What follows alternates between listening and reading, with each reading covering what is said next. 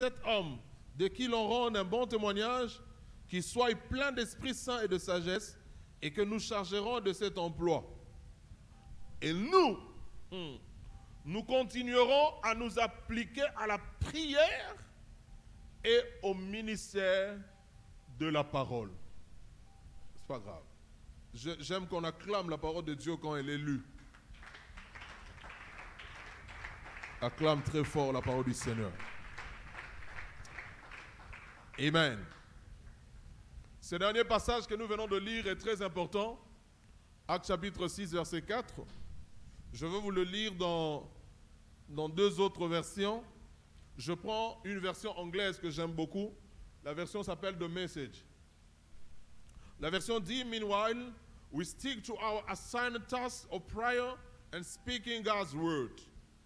La traduction française donne, en attendant, nous nous en tiendrons à nos tâches assignées de prière et de la parole de Dieu. Nous nous en tiendrons à nos tâches assignées de la prière et de la parole de Dieu. La version parole vivante dit, je suis toujours dans Actes 6, 4, cela nous permettra de consacrer tout notre temps à la prière et au service de la prédication. Cela nous permettra de consacrer tout notre temps à la prière et au service de prédication. Ce soir, je veux vraiment introduire cette leçon que nous allons continuer dans des séances qui vont suivre. Bien aimé, la première chose que vous devez savoir, c'est que selon la version de Message, la prière est un ministère. Prier, c'est un ministère. Prier, c'est une tâche. Ce n'est pas étonnant aujourd'hui, vous connaissez le ministère d'intercession. On peut aussi dire que ce sont des ministères de prière. Parce qu'ils ne font pas qu'intercéder, ils louent aussi. Ils adorent aussi le Seigneur. Mais ils passent le plus gros de leur temps à prier. À prier. Et les apôtres, lorsqu'ils ont compris qu'ils ne devaient pas se laisser aller dans les services de table, dans des fonctions administratives, ils ont opté pour choisir de personnes qualifiées pour jouer ces rôles-là et que eux s'adonneraient volontiers, pleinement, se consacreraient au ministère de la prière et de la prédication.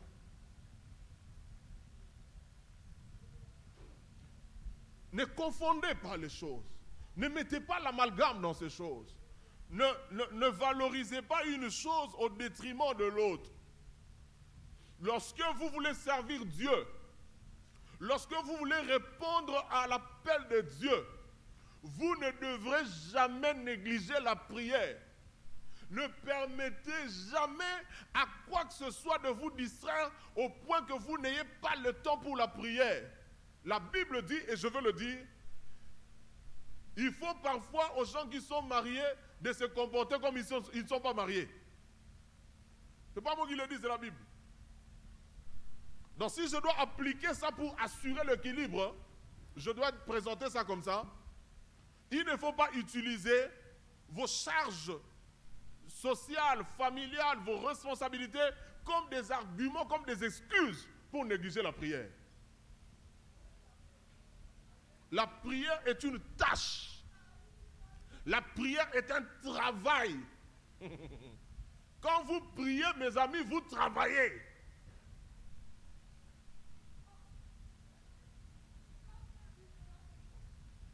Le Seigneur m'a fait grâce de non seulement de comprendre ces choses, mais de les vivre.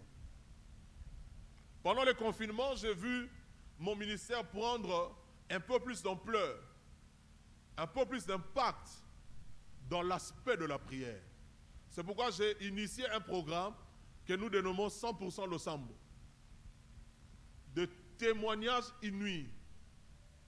J'ai des contacts avec des gens que je n'aurais jamais connus sans ce programme. Jamais. il y a des gens qui prient avec nous. Il y a des gens qui trouvent les solutions, les réponses de la part du Seigneur par rapport à ce moment de prière.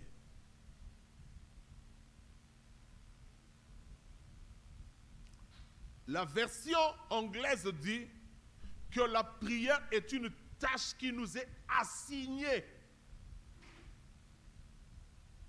Ce n'est pas négociable.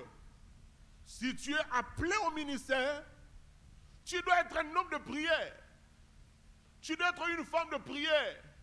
Tu dois aimer la prière. Et je m'en vais vous le dire parce que ce n'est pas repris dans les notes. Chaque jour, chaque moment de prière sera un sacrifice. Lorsque vous vous habituerez à un niveau de prière, lorsque vous allez vous créer des habitudes dans la prière, c'est que ce niveau-là ne correspond plus à ce que Dieu attend de vous. My goodness. Je reprends ça très bien. Lorsque vous vous accommodez, lorsque vous vous habituez, lorsque vous vous créez des habitudes dans la prière, c'est que ce niveau-là que vous avez ne correspond plus à ce que Dieu attend de vous.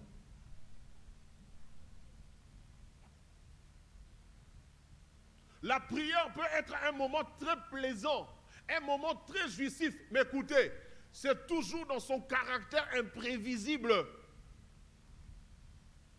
Ce n'est pas sûr, ce n'est pas écrit d'avance que lorsque vous aurez dit Amen, vous serez inondé de joie, de paix, de satisfaction, tout ça. Non. Mais chaque jour, chaque fois que vous devez vous engager dans la prière, vous devez le faire comme quelqu'un qui accepte, qui se dispose à offrir un sacrifice à Dieu. J'y reviens tout à l'heure. Qui dit sacrifice, dit coût, prix à payer. La prière doit vous coûter quelque chose. Voilà pourquoi un homme de Dieu ne prie pas quand il a besoin de prier. Un homme de Dieu ne prie pas quand il a besoin de prier. Un homme de Dieu ne prie pas quand ça lui arrange de prier. Non, l'apôtre Paul dit dans 2 Corinthiens, je crois le chapitre 4 et le chapitre 6, l'apôtre Paul dit qu'il a eu affaire de veiller. Il appelle ça de veille de la nuit. Il a eu affaire de veiller. Il a eu affaire de jeunes qui n'avaient pas programmé. Je me rappelle en 1996, dans l'équipe de l'intercession où j'étais, là où je priais, nous venons pour une nuit de prière d'intercession ordinaire. C'était un lundi soir. Nous avions une nuit de prière chaque lundi soir. Quand on arrive comme ça, à peine on commence à prier, la prophétie sort. Personne ne rentre chez lui, vous êtes ici jusqu'à jeudi. Et quel est le format de la prière jeûne? Quel jeûne à sec? Pendant 3 jours, sans eau, sans manger, sans boire, pour la première fois de ma vie. Oh mon Dieu, je me rappelle encore de ce jour. La dernière nuit, la nuit du mercredi à jeudi, je me rappelle m'être réveillé, d'avoir sursauté 15 à 18 fois. Et à chaque fois que j'avais l'impression qu'il était 4 heures, nous étions entre 2 heures juste et 2h53. J'ai sursauté plus de 15 fois. Et à chaque fois que je regardais l'horloge qu'on utilisait à la retraite, on n'arrivait toujours pas à 3 heures. Je dis, cette histoire, ça pile est foutu ou quoi? Le Seigneur nous a dit, personne ne sort, restez là. Personne n'avait programmé ça. Et curieusement, tous on a obéi. Tous on a obéi. Et on nous a accordé des permissions dans des maisons, dans des familles, pour prendre part à ce programme béni. Waouh! Waouh! Un homme de Dieu ne prie pas parce qu'il a besoin de prier. Un homme de Dieu ne prie pas parce qu'il a envie de prier. Un homme de Dieu ne prie pas parce que ça lui plaît de prier. Nous prions parce que pour nous, d'abord, la prière est une exigence. Une exigence attachée à la vocation. Une exigence attachée au résultat.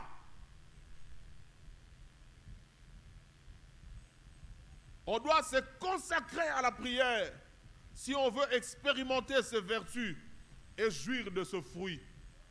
Il faut un niveau élevé de consécration dans la prière.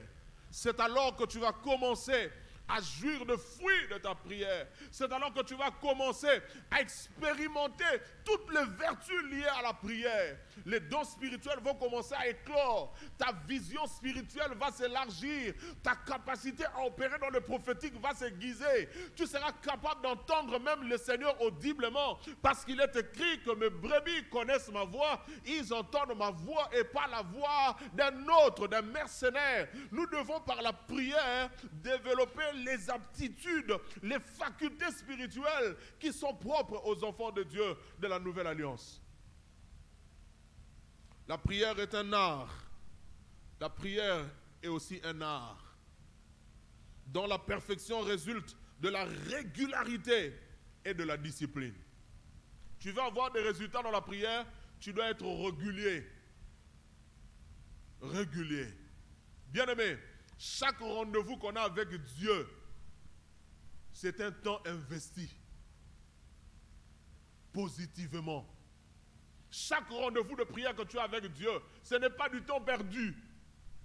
C'est un investissement. Même si tu n'as rien ressenti, même si tu n'as rien entendu, oh non, tu as prié, qu'est-ce que Dieu t'a dit? Bien-aimé, même si Dieu ne dit rien audiblement, ce n'est pas qu'il ne m'a pas entendu.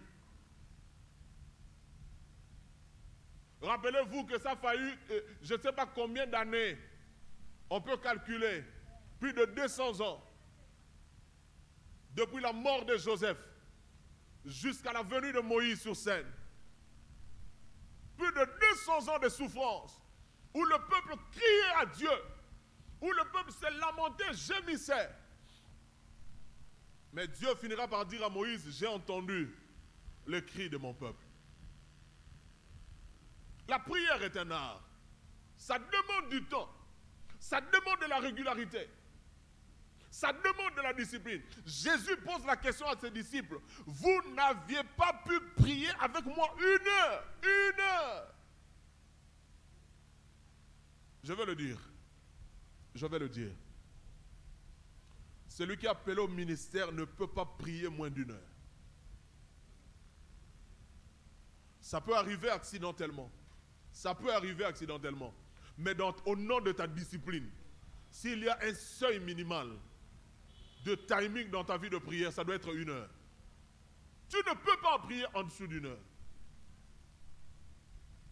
Quand Jésus leur dit, vous n'avez pas pu veiller avec moi, une veille de la nuit chez les Juifs avait 3 heures.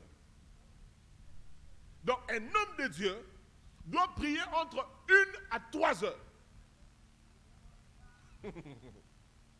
Celui qui appelle au ministère doit avoir une discipline dans la vie de prière. Chaque jour, Yonggi dit que de toutes ces heures qu'il consacre à Dieu par jour, minimum 3 heures, il le fractionne. Il prend 1 heure le matin, il prend 1 heure à midi et il prend 1 heure le soir. Et il dit encore, s'il a prié pendant 3 heures pour préparer une prédication, quand il va finir la prédication, il va encore prier pendant 3 heures pour dire à Dieu merci pour cette prédication. Ça, en tout cas, moi, je n'ai pas encore fait. Un jour, je ferai. C'est un homme qui a mis de l'emphase dans la vie de prière. Et il faut voir l'œuvre qu'il dirige. Dans un pays où les hommes sont attachés aux traditions, aux religions traditionnelles. Son église, déjà dans les années 90, avait plus de 5 millions. La communauté. Une grande église. Remplie de monde. Bien-aimés, nous avons intérêt, si nous sommes conscients que nous sommes appelés au ministère, nous avons intérêt à mettre du paquet dans le domaine de la prière. Jésus a prié. Est-ce que vraiment Jésus avait besoin de la prière? Oh oui, il en avait besoin. On peut facilement dire non, mais la réponse c'est que Jésus avait besoin de la prière. Parce que depuis l'éternité passée, il a toujours vécu en communion avec son Père. Il ne pouvait pas se permettre pendant son séjour sur la terre de ne pas avoir de moments de prière, de moments de communion, d'intimité avec son Père. Il ne pouvait pas se le permettre. Jésus a prié. Dans Marc, prenez ce texte. Marc chapitre 3, versets 13 à 15. Marc 3, 13 à 15. J'aurais voulu avoir du temps pour lire ça. Marc 3, 13 à 15. La Bible dit, il a prié avant de choisir. En tout cas, on doit lire ça. C'est un texte formidable. En attendant, continuez à prendre des textes.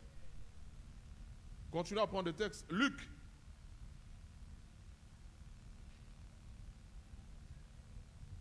Luc, chapitre 4, verset 1.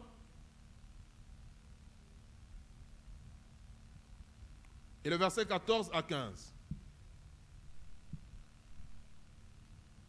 Toujours Luc, chapitre 5, verset 15 à 16. C'est bon? C'est bon. Luc, chapitre 6, verset 12. Luc 6, 12. Le verset 17 à 19 aussi.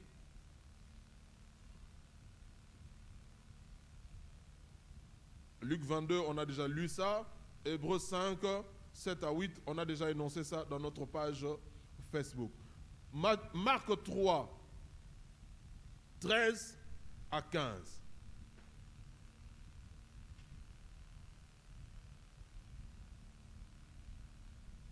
Marc 3, 13 à 15. Il monta ensuite sur la montagne. Il appela ceux qu'il voulut et ils vinrent auprès de lui. Il en établit 12 pour les avoir avec lui et pour les envoyer prêcher avec le pouvoir de chasser le démon.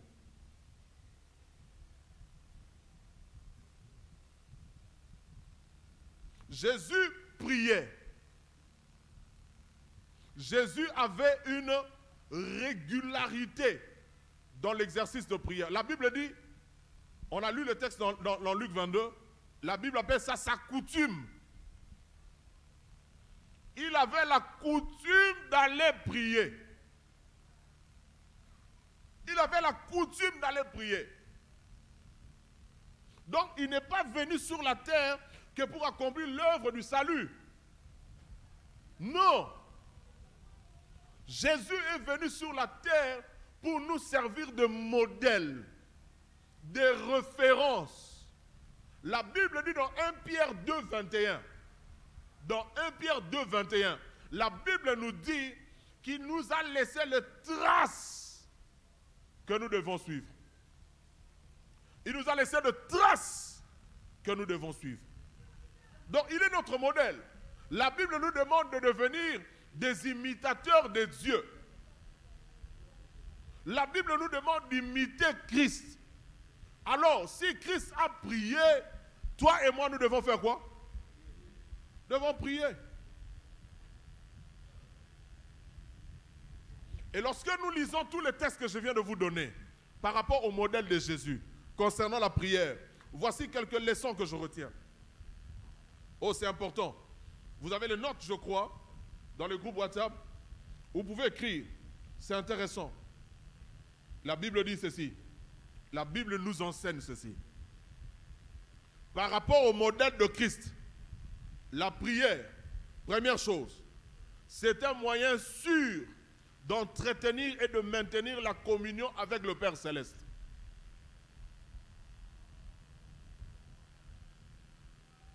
La communion avec Dieu, ça s'entretient, ça se maintient, ça s'enrichit, ça se cultive par la prière. Vous n'atteindrez jamais un niveau de votre ministère où vous deviendrez indépendant vis-à-vis de Dieu. Je réponds. Vous n'atteindrez jamais un niveau de votre ministère où vous serez indépendant vis-à-vis de Dieu. Ce niveau n'existe pas. Toute votre vie, vous êtes appelé à dépendre de Dieu. Vos choix, vous devez le prendre par rapport à Dieu. Vos orientations doivent dépendre du mouvement de Dieu. Voilà pourquoi vous devez être en parfaite communion avec Dieu. Vous devez, comme Jean, poser votre tête sur sa poitrine, afin, au-delà de mots, au-delà de paroles, que vous deveniez capable d'écouter même le battement de son cœur. Alléluia. La prière, deuxième chose, c'est un canal de communication. Un canal de communication, de réception d'ordre et d'injonction qui vient du ciel. En tant qu'homme de Dieu, tu dois te poser la question, qu'est-ce que Dieu veut de moi? Qu'est-ce que Dieu attend de moi? Pendant que nous étions en confinement et pressentant que le confinement allait bientôt finir, nous sommes allés chercher Dieu à la montagne. Seigneur, à la reprise de culte, qu'est-ce que nous devions faire? Quelles seront les activités phares que nous devions tenir? Dieu nous a dit, organisez 21 jours de prière, de jeûne de prière. Et c'est ce qu'on a fait, sans affiche, ni banderole, ni tract. Ceux qui étaient présents ont vu l'impact de ce travail. Le problème, c'est parce que ce travail venait tout droit du cœur de Dieu. Alléluia. La Bible dit, Dieu a enseigné ses voies à Moïse. Et il a manifesté ses œuvres au peuple. Aux leaders, Dieu enseigne les voies, les méthodes, les formules. Et le peuple voit les manifestations. Pour découvrir les voies de Dieu, il ne suffit pas de suivre EMCI. Il ne faut pas suivre toutes les chaînes de YouTube que vous connaissez, même pas la mienne. Il faut que vous priez vous-même et que Dieu vous dise ce qu'il faut pour votre peuple. Écoutez, même dans la maison des richissimes, il y a des jours où on mange les matembele. Il y a des jours où on prépare les dongo-dongo. Yo kokanizango bile ya babola.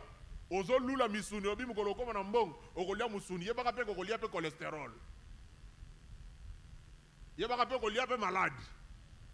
Mais dans la maison des riches, au nom de l'équilibre alimentaire, on sait parfois préparer du pondou. On sait préparer des légumes. Bien-aimé, tu ne feras jamais tout comme tu vois les autres faire. Je vois certaines activités organisées. Parce que tu as suivi la télé, ça a marché avec eux, que ça marche. Non! Il y a un bien-aimé qui est venu me voir et dit, pasteur, nous continuons à maintenir le culte à limite 18h30. Il y a des églises dans notre quartier qui prient jusqu'à 20h. Je lui ai dit, ces églises-là ne sont pas les gouvernements. Le gouvernement a dit, couvre-feu 21h. Nous devons respecter ce que le gouvernement a dit. Quand ça va changer, nous allons revenir aux horaires passés. Il y a des choses que Dieu a à te communiquer. Le problème, c'est que tu n'es pas disposé à écouter. Il y a des choses que Dieu a à te dire. Le problème, c'est que tu ne donnes pas beaucoup de temps dans la prière. Troisième chose, la prière est la plateforme de discussion et de confrontation. Écoutez, Dieu ne t'a pas créé comme un robot. Dieu ne t'a pas créé comme un automate. Dieu t'a doté du libre arbitre. Dieu t'a doté du libre arbitre. Tu as la capacité de choisir. Tu peux réfléchir. Dieu a mis ces choses en toi. Mais lorsque Dieu veut imposer sa volonté, bien aimé, lorsqu'il y a une lutte entre ta volonté et la volonté de Dieu, j'ai dit troisième chose, la prière est la plateforme de discussion et de confrontation, sous-entendu avec Dieu. Lorsque tu veux apprendre à soumettre ta volonté à la volonté de Dieu, lorsque tu veux apprendre à accepter, j'ai utilisé même le mot capituler. S'il y a un meilleur endroit, s'il y a un meilleur moment où tu dois capituler, c'est-à-dire où tu dois dire, je laisse la main. Comme on dit dans le jeu là de questions pour un champion, je laisse la main. C'est bien pendant la prière, où tu vas dire à Dieu, non pas ma volonté, mais que ta volonté soit faite. Ton bonheur se trouve dans la volonté de Dieu. Et c'est dans la prière que tu peux facilement accepter de soumettre ta volonté de l'homme à celle de Dieu. Ou devant celle de Dieu.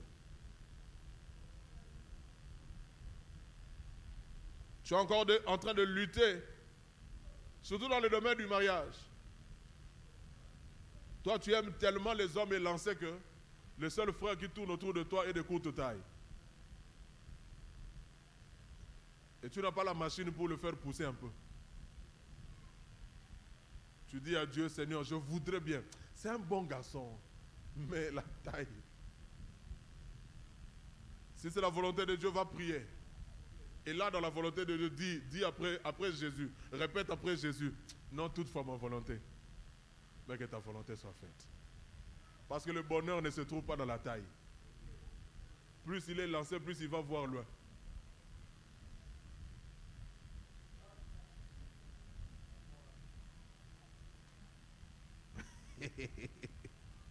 La prière, quatrième chose, doit devenir ta coutume. La prière doit devenir ta coutume. Tu dois aimer la prière. Tu dois affectionner le moment de prière. Bien-aimé, je ne sais pas, peut-être qu'il y a quelqu'un ici qui a une grâce particulière que je n'ai pas encore. Mais du haut de mes 30 ans dans la foi, je ne me rappelle pas que le Seigneur m'ait interpellé plus de 3 fois que je dois prier. Je ne me rappelle pas. Plus de 3 fois, je ne me rappelle pas. Parce que c'est le domaine des responsabilités. C'est la même chose avec la lecture de la Bible. C'est ta responsabilité. Tu ne verras jamais, non, je t'apparais te dire non, ça fait longtemps. Dieu m'envoie, ça fait longtemps que tu as ouvert ta Bible. Non. Si ça t'arrive, en tout cas tu es spécial, que Dieu te bénisse. Ce terrain-là, c'est le domaine de responsabilité. Si tu arrêtes ton alarme et sonner au blocage, sonner au blocage, sonner au blocage. Même si c'était 5 heures, tu te réveilles à 8 heures, c'est ton affaire. C'est ton affaire. Tu n'auras pas, je ne sais pas, de convocation, tu n'auras pas de sanctions. C'est ton affaire, c'est ta responsabilité. Mais sache seulement que plus tu perds l'habitude, plus tu perds l'élan, la discipline, plus tu perds même la substance de la prière, la vitalité même de la prière, l'essence même de la prière. David dit, je suis dans la joie quand on me dit, allons dans la maison de l'Éternel. Eh bien, ce verset-là, il ne faut pas seulement le voir dans le sens d'aller à l'église. À chaque fois que tu vas prier, tu vas dans la présence de Dieu. On est d'accord? Fais de la prière ta coutume. 5e chose, la prière est le multiplicateur. La prière est l'amplificateur de la puissance. Peu de prière, peu de puissance. Peu de prière, peu de puissance. Ça ne se négocie pas. Tu pries pas assez, tu n'auras pas assez d'onction. Oui.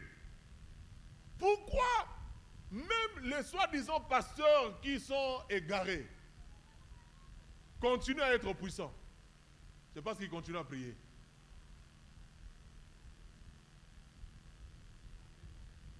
Un téléphone qui est branché à la charge aura toujours sa batterie full. Même s'il a un problème de display, si vous le chargez, il sera chargé. Même s'il a un problème d'écoute, si vous le chargez, il sera chargé.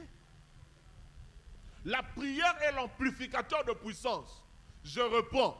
Celui qui ne prie pas beaucoup, il n'aura pas beaucoup d'onction. Celui qui ne prie pas beaucoup, il n'aura pas beaucoup de puissance. Jésus est entré en prière, il n'était que rempli du Saint-Esprit. Mais après 40 jours de jeûne et prière, il est ressorti comment? Revêtu du Saint-Esprit. Maintenant parlons français. Parlons français comme les enfants de la maternelle. Il était rempli, mais il sort, il est comment? C'est que la prière a continué à pomper. Au point que ce qui était censé rester à l'intérieur a fait quoi? Sorti.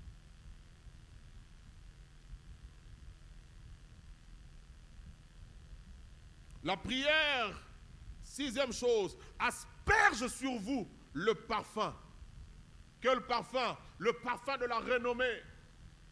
Le parfum de la célébrité. La Bible dit dans Luc 4 qu'on n'a pas lu le verset 14 et 15, quand il est sorti de ce moment de prière, sa renommée se répandit dans la Galilée. Sa renommée se répandit dans la Galilée. Bien-aimé, écoute-moi, celui qui prie beaucoup, il sent aussi loin que le meilleur et le plus exquis de parfum peut sentir. Au point que, même dans des milieux où tu n'es pas encore arrivé, on va te désirer. Même dans le milieu où tu n'es pas encore arrivé, où on ne t'a jamais vu physiquement, on va désirer te voir. On va désirer t'avoir. Pourquoi? Parce que ton parfum se fait sentir jusqu'au loin. La prière asperge sur nous le parfum, celle de la renommée, qui fera qu'on vous désire, qu'on parle de vous là où même on ne vous a jamais vu physiquement. On parlera de vous. Septième chose, rapidement, la prière est la première école de la conduite du Saint-Esprit ou de la conduite par le Saint-Esprit. J'aimerais que vous écriviez ça très bien et je vais expliquer ça rapidement. Je reprends. La prière est la première école de la conduite du Saint-Esprit ou de la conduite par le Saint-Esprit. Remarquez, bien-aimés, Jésus rempli du Saint-Esprit, la première chose que le Saint-Esprit lui demande de faire, c'était de faire quoi? Oh. Je suis dans une école. La première chose que le Saint-Esprit lui demande de faire, c'était quoi? D'aller au désert prier. D'aller au désert prier, jeûner. Ça, vous devez savoir ça. Si le Saint-Esprit ne peut pas te conduire dans la prière, il aura du mal à te conduire dans tous les autres aspects de ta vie.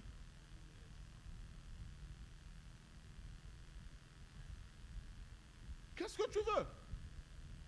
Si le Saint-Esprit ne peut pas te conduire dans la prière, ce sera difficile pour lui de te conduire dans tous les autres domaines de ta vie. Comment tu vas écouter le Seigneur? Comment tu vas recevoir les ordres, les injonctions du Seigneur? Comment? Sinon dans ce moment d'intimité avec lui. Alléluia. La prière. Quantième point? Huitième. Moi j'ai des lettres ici, dans l'alphabet. C'est l'école des sacrifices. Je voulais dire l'école du sacrifice. L'école d'abnégation. On apprend à sacrifier de son temps, de son énergie, dans la prière. Je vous avais dit au début que chaque moment que tu auras passé avec Dieu, c'est un investissement sûr. L'homme de Dieu, le docteur Sonia, a l'habitude de dire que la prière est une sémence qui ne meurt jamais. Dieu non seulement se rappelle de prières que tu as eu à faire il y a 2 années, non seulement qu'il s'en rappelle, mais il est capable aussi de t'exaucer par rapport à cette prière. Que même toi tu as oublié, lui n'oublie pas. La prière, c'est le corps du sacrifice. La prière, c'est l'un des rares instants de la vie qui rend la solitude belle. Il n'est pas bon que l'homme soit seul, n'est-ce pas? Mais le Dieu qui a dit qu'il n'est pas bon que l'homme soit seul, il a dit aussi, quand tu veux prier, quand il a enseigné sur la prière, il a dit, si tu veux prier, entre dans ta chambre, ferme ta porte. Ne le fais pas pour impressionner les gens, fais-le dans le lieu secret. C'est le seul instant dans la vie ou de la vie où la solitude devient belle. Le moment d'intimité que tu passes avec Dieu, le moment calme, le moment silencieux que Dag Heward appelle quiet time. Est-ce que tu as un moment comme ça? Est-ce que tu as un endroit comme ça où tu vas régulièrement prier seul? Que ce soit chez toi à la maison, que ce soit quelque part dans la nature, où tu vas régulièrement prier seul.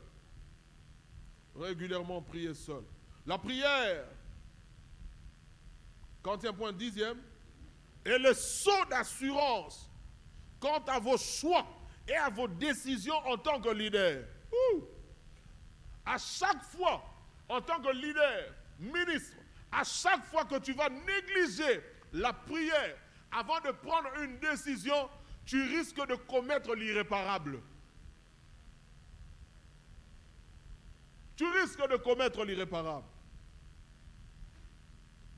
Vous connaissez l'histoire de Josué, dans Josué chapitre 9, chapitre 10, qui va jusqu'à 2 Samuel chapitre 21.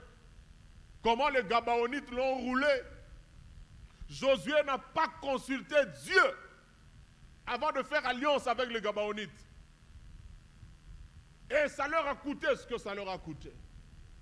La Bible dit que plus tard, sous le règne de David, 3 ans de famine, 3 ans, 3 bonnes années de famine vont s'abattre sur Israël. David va jeûner et prier. Seigneur, qu'est-ce qui se passe? D'où nous vient cette sécheresse?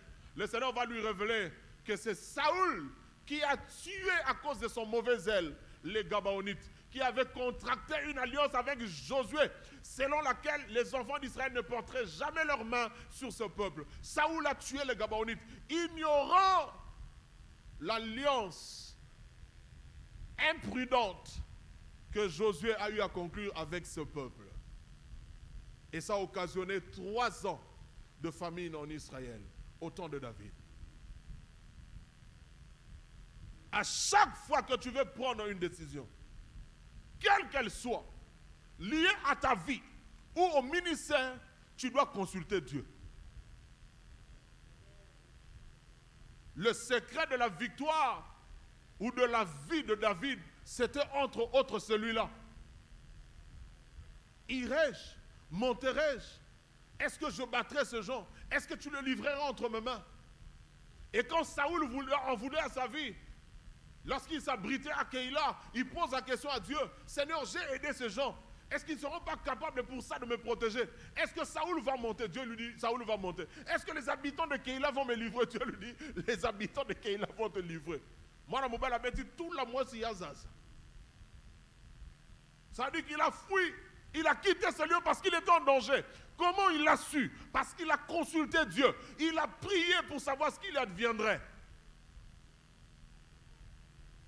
Ne deviens pas professionnel dans le ministère. Ne deviens pas professionnel dans le ministère au point de te passer de la vie de Dieu, au point de croire que tu n'as pas besoin de consulter Dieu pour une décision ou une autre. Jésus voulait choisir les apôtres. Jésus avait déjà des disciples. Hein? Relisez le texte de Marc. Relisez tout le texte de Marc à partir du premier verset. Jésus avait déjà une foule de disciples. Mais lorsqu'il était arrivé à un moment, il a ressenti le besoin d'avoir des hommes de confiance. La Bible dit que Jésus est allé prier. Et c'est après avoir prié que Dieu lui met à cœur de choisir les 12. Et parmi les 12, il a choisi Judas. Jésus n'a pas choisi Judas ignorant qui il était ou ce qu'il ferait. Non, non. Jésus savait. Parce qu'il a dit à ses disciples un jour: n'est-ce pas moi qui vous ai choisi? Pourtant l'un de vous est un démon. Il le savait. Tout comme Élisée, en oignant Hazaël. Élisée, quand il oignait Hazaël pour qu'il devienne roi de Syrie, Élisée savait déjà ce qu'un jour Hazaël ferait contre Israël. La Bible dit: il a pris la fiole, il voulait répandre l'huile sur sa tête. Il a commencé à pleurer. Hazaël lui pose la question: mon maître, mon Seigneur, pourquoi tu pleures? Il dit: je pleure parce que je sais le mal que tu vas faire en Israël. Il dit: quel mal? Il dit: toi là, un jour, tu vas tuer même les enfants parmi les enfants d'Israël, même les petits enfants. Tu vas même ouvrir le ventre de femmes enceintes et en sortir le bébé du ventre. Il dit: moi, un chien comme moi, quelqu'un qui n'a... Élisée lui dit: je sais ce que tu vas faire. Mais il a quand même moins. Et c'est ce qu'Hazaël a fait. Ouais. Ouais. Je t'annonce déjà que parmi tes partenaires, parmi tes proches collaborateurs, il y aura un Judas. Même si tu ne dis pas amen, ce n'est pas mon problème. C'est comme ça que ça se passe. C'est comme ça que ça se passe. Si dans une église où il y avait 12 responsables, un d'entre eux était un Judas, toi qui cherches une méga church, une église de 12 000 membres, il faut t'attendre au moins 1000 Judas.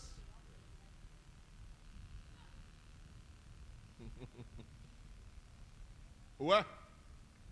Mais écoutez, quand les choix que tu opères sont les résultats de la prière, il n'y aura pas de place pour tes sentiments personnels. Quand tu fais un choix en t'alignant à la pensée de Dieu que tu as reçue dans la prière, tu ne vas pas faire les choses par sentiment personnel, par émotion personnelle. Non, non, non, non, non. Là, je ne parle pas en termes de mariage.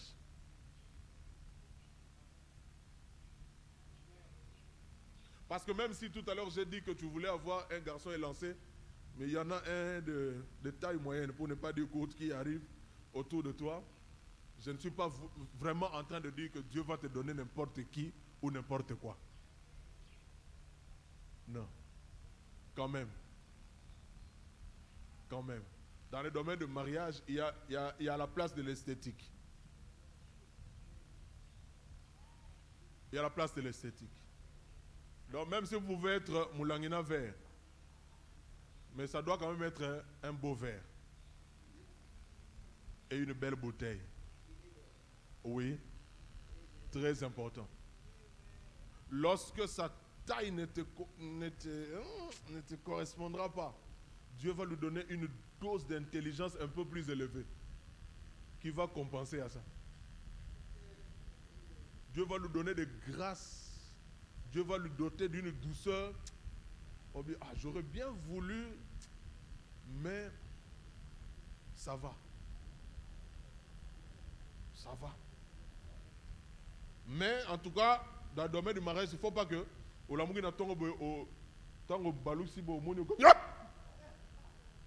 ne faut pas que ça soit comme ça. Là, c'est bien pour la publicité. Amen. Que ce soit quelqu'un de bien, de beau. Alléluia. Comprenez-moi, je suis entouré de célibataires, donc je ferme la parenthèse.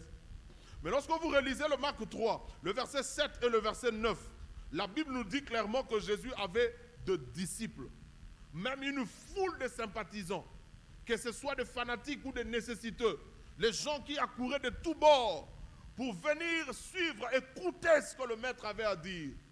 Mais lorsqu'il était question de choisir de proches collaborateurs, Jésus a dû prier pour le désigner. Il en a choisi que 12 pour les avoir avec lui et pour pouvoir les envoyer prêcher avec le pouvoir de chasser le démon. Je prie Dieu que tout au long de ta vie, que tout au long de ton ministère, que tu sois entouré des inconditionnels, des indéfectibles, des hommes et des femmes qui te seront très loyaux et très fidèles. En dépit de tout ce que tu peux connaître, en dépit de tout ce que tu peux traverser, ils seront là et ils ne te lâcheront pas. Parce qu'au fait, tu ne les as pas choisis. C'est Dieu qui les a choisis pour toi. Et toi, tu as reçu l'information par la prière.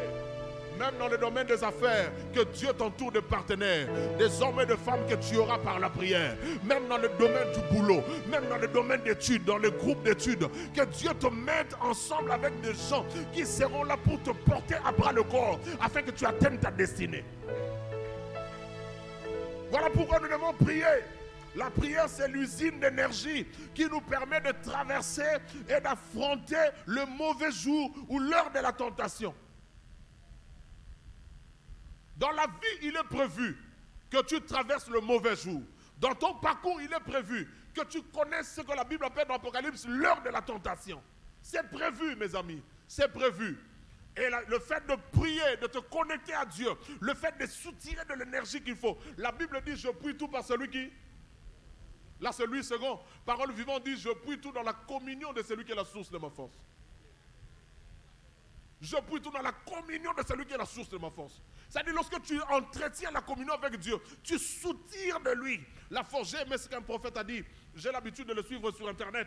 Il dit, à force de faire des combats spirituels, vous allez vous fatiguer. Vous allez vous fatiguer et devenir vulnérable. Il faut de temps en temps donner plus d'importance à des moments de prière qui sont pour toi des sources d'énergie que des dépenses d'énergie.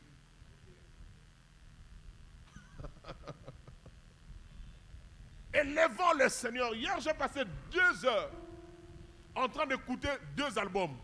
Plus de 2 heures. De vieux albums de jeunesse en mission. J'avais mon esprit en l'air. J'étais là en exaltation, bénissant le Seigneur, glorifiant le... Je ne me rappelle pas avoir cité le nom de quelqu'un hier. Je ne me rappelle pas.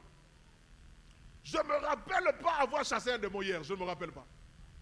Je n'ai qu'à adorer Dieu pendant 2 heures ou plus. Tu as besoin, bien-aimé, de puiser du Seigneur l'énergie dont tu as besoin pour affronter le défi de la vie, pour affronter le moment grave de ton parcours, de ton existence. Il y a des jours où l'intensité de la tentation sera plus forte que d'habitude. Il y a des jours où l'intensité de l'épreuve sera plus élevée que d'habitude. Il y a des jours où tu seras plus enclin à tomber qu'à résister. Est-ce que quelqu'un m'entend? Il y a des jours dans ton parcours où tu seras plus disposé à succomber, à tomber dans le mal que de résister au mal. Si tu n'as pas suffisamment de ressources spirituelles, si tu n'as pas suffisamment d'énergie spirituelle, tu vas tomber ce jour-là.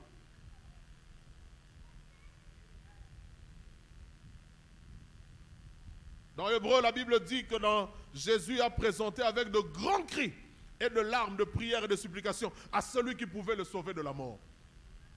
Hébreu 5, 7 à 8. Jésus a prié en poussant de grands cris et de supplications à son Père qui pouvait le sauver de la mort.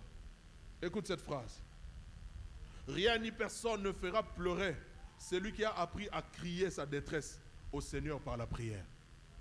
Si tu as appris à crier, à pleurer même dans la face de Dieu, personne ne peut te faire pleurer dans la vie. Si tu es habitué à crier au secours à Dieu, il n'y a aucune situation ou circonstance qui arrivera à te faire pleurer dans la vie. Alléluia. Nous devons, en tant que ministres, nous habituer à la prière. Je vais chuter. Parlant du Saint-Esprit, j'y reviendrai. L'Ancien et le Nouveau Testament présentent le Saint-Esprit comme l'esprit de prière. Dans Zacharie 12, verset 10, Zacharie 12, 10, la Bible dit: alors je répandrai sur la maison de David et sur les habitants de Jérusalem un esprit de grâce et de supplication. Dieu promet qu'il répandra sur la maison de David l'esprit de prière. Et dans le Nouveau Testament, dans Éphésiens 6, verset 18, la Bible dit: faites en tout temps par l'Esprit toutes sortes de prières et de supplications. Le Saint-Esprit est l'esprit de prière. L'esprit de prière.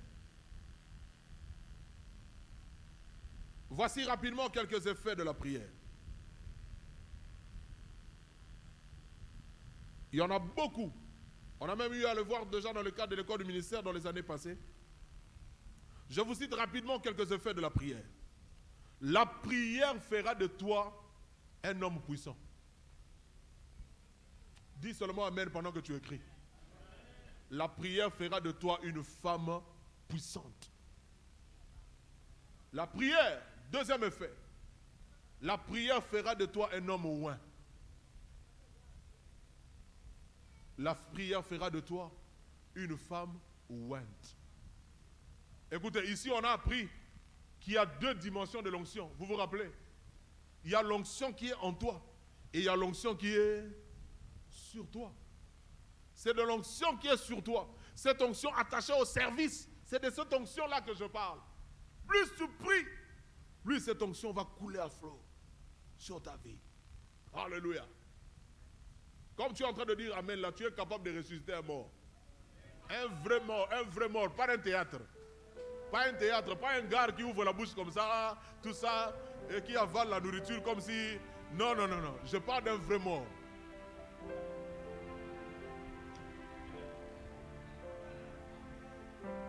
La prière fera de toi un homme oint. Moi, il y a des dimensions pour lesquelles je prie, bien-aimé. L'ombre de l'apôtre guérissait. L'ombre. L'ombre. Cette histoire qui se manifeste sans ta volonté, ça dépend du fuseau lumineux. L'ombre. Quelque chose qu'on ne gère pas. L'ombre guérit. Ah! Amène-moi cette onction qui va agir même dans l'inconscience. Les mouchoirs qui ont touché le corps de Paul, ce mouchoir allait guérir de malades. Peu importe l'endroit, peu importe le nom de la maladie, le mouchoir a touché le corps de cet homme oint. Ce mouchoir-là va guérir. Un homme, un grand prophète évangéliste américain, déjà décédé, il priait pour les mouchoirs. Des gens qui pouvaient venir de Kasumbalès, de recoins, de points, de provinces éloignées. Peu importe le moyen de transport que vous allez emprunter après, bateau, avion, à pied, peu importe le nombre de jours que vous allez faire, le jour que ce mouchoir-là va toucher le malade est guéri. Le malade est guéri. Ok. Le malade est guéri. Dis à ton voisin, la prière fera de toi un homme puissant.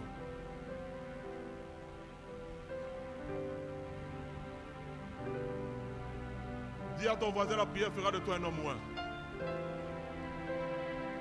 Acclame le Seigneur pour ça. Acclame le Seigneur pour ça.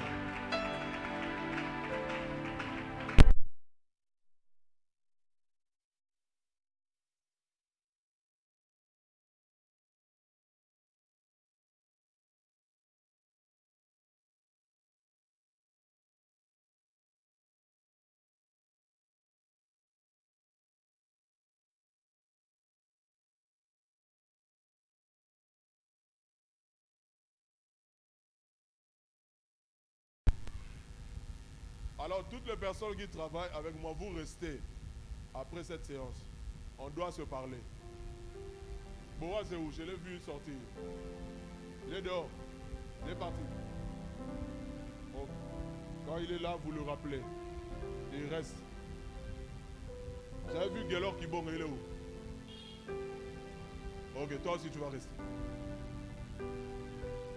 Guélor va rester. On va parler. Je vous ai dit, le groupe du ministère, il faut le mettre à partir de 15 ans. Je t'avais dit ça. Ok, terminons. Mais ça, la vidéo, on reprendra prochainement, ok? La prière fait de toi un homme d'autorité. La prière va faire de toi un homme d'autorité. Écoute-moi. Les hommes et les esprits te seront soumis. Jésus passait. Allez canaillé. Qu'y a-t-il entre nous et toi, Jésus, fils de Zogenenani? Tu es venu pour nous troubler avant le temps. Agitation et côté. Donc, il y a un final de ma kingo. Ma femme de nuit. Donc, tu as un problème de prière. Il faut mettre prière. Mpeve mata, mafute mata, il faut pas nobanga yo. Les mouches peuvent se poser sur l'huile, mais lorsqu'il y a du feu, le mouche ne s'approche pas du feu. Il y a un temps où ton onction doit être de l'huile. Il y a un temps où ton onction doit prendre du feu. Parce que le maître a dit qu'il fera de ses anges de vent, mais il fera de ses serviteurs de flammes de feu. Et les mouches sont les images de démons. Lorsqu'on parle de Belzéboul, Belzéboul veut dire prince de démons. En réalité, Belzéboul veut dire prince de mouches. Les mouches représentent l'image de tout ce qui est impur parce que souvent ils viennent s'entourer autour de ce qui sent mauvais. Poubelles, immondices, caca et autres. Et pourquoi on les appelle des esprits impurs? Il y a un temps où ton onction peut être envahie de mouches. Attention, si tu ne t'enflammes pas, les mouches finissent par infecter l'huile. Ecclésiaste chapitre 10, verset 1. Les démons peuvent contaminer ton onction, mais ils ne s'approcheront jamais de toi lorsque tu t'enflammes. Je prie Dieu que l'autel de ta prière prenne du feu. Et comme le feu du tabernacle de l'Ancien Testament, que ce feu ne se teigne jamais. La Bible dit que ce feu était inextinguible. Inextinguible, ça dit ça ne s'éteignait pas. La nuit comme le jour, il y avait du feu dans le tabernacle. Si tu es vraiment le temple du Saint-Esprit, que le feu qui est en toi ne s'éteigne jamais. Que l'huile coule, oui, qu'elle coule, mais que la flamme se ravive, afin que tout ce qui est impur, tout ce qui est du monde de ténèbres, ne s'attache pas à toi, ne s'approche pas de toi. Il y a des péchés pour lesquels tu ne vas plus jamais confesser de ta vie jusqu'au ciel, parce que ces démons en charge de ce péché ne peuvent pas s'approcher de toi. Tu n'as que trop crié, tu n'as que trop pleuré pour ce même chute, pour ce même problème. Il est temps de demander à Dieu de te brûler et de te consumer. Ne t'en fais pas. Tu ne vas pas être consumé au point de disparaître. Nous sommes comme l'image du buisson ardent. Le feu peut s'attiser, mais l'arbre ne se consume jamais.